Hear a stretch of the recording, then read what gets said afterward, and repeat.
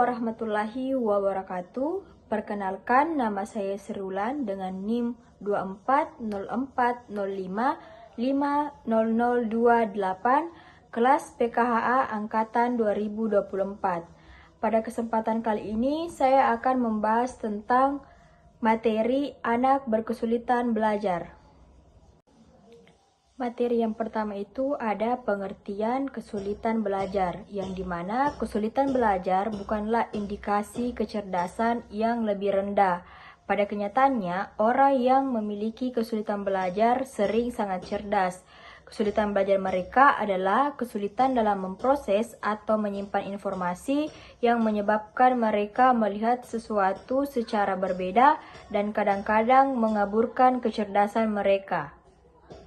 Selanjutnya, landasan pendidikan bagi anak berkesulitan belajar, yang dimana landasan berarti dasar, tumpuan, atau alas. Oleh karena itu, landasan pendidikan merupakan tempat bertumpu, titik tolak, atau dasar pijakan dalam melaksanakan pendidikan. Selanjutnya, ada jenis-jenis landasan bagi anak berkesulitan belajar. Yang pertama itu ada landasan filosofis, yang kedua ada landasan pedagogis, yang ketiga ada landasan sosiologis, dan keempat ada landasan empiris, kemudian yang kelima ada landasan hukum.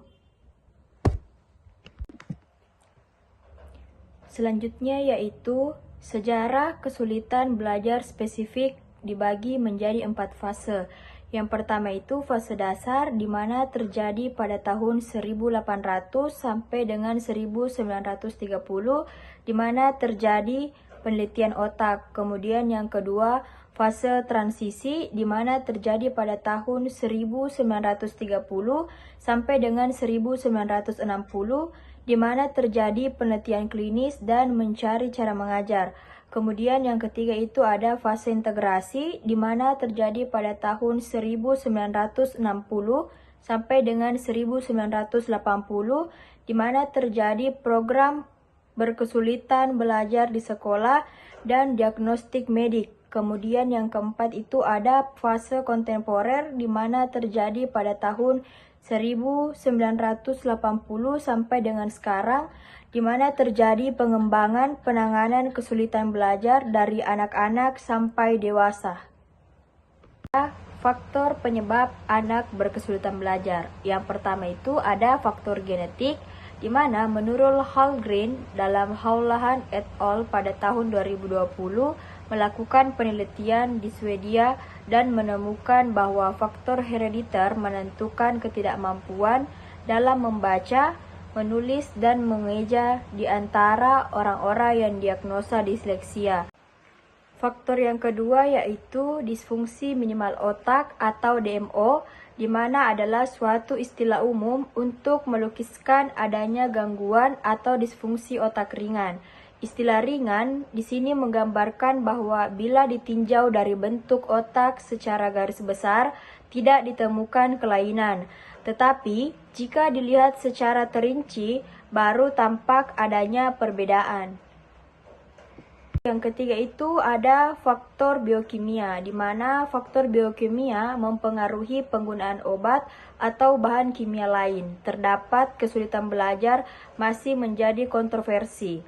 Penelitian yang dilakukan oleh Adelman dan Comforts dalam Howlahan et al. Pada tahun 2020 menemukan bahwa stimulan dalam jangka pendek dapat mengurangi hiperaktivitas. Materi selanjutnya yaitu pengertian disleksia.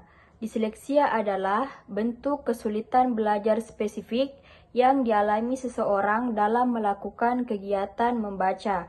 Secara individu, tingkat kefasihan mereka dalam membaca lebih rendah daripada yang diharapkan. Namun, inteligensi mereka normal bahkan di atas rata-rata. Gangguan ini bervariasi dari orang ke orang. Kemudian ada jenis-jenis disleksia.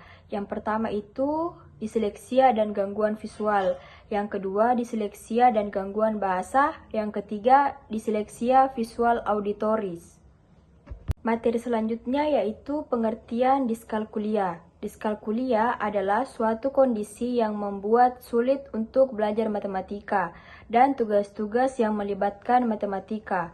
Diperkirakan 5 hingga 10% orang mungkin menderita diskalkulia. Selanjutnya ada jenis-jenis diskalkulia. Yang pertama itu diskalkulia pragnostik. Yang kedua diskalkulia verbal. Yang ketiga diskalkulia leksikal. Yang keempat diskalkulia grafis. Yang kelima diskalkulia operasional. Dan yang keenam diskalkulia diagnostik.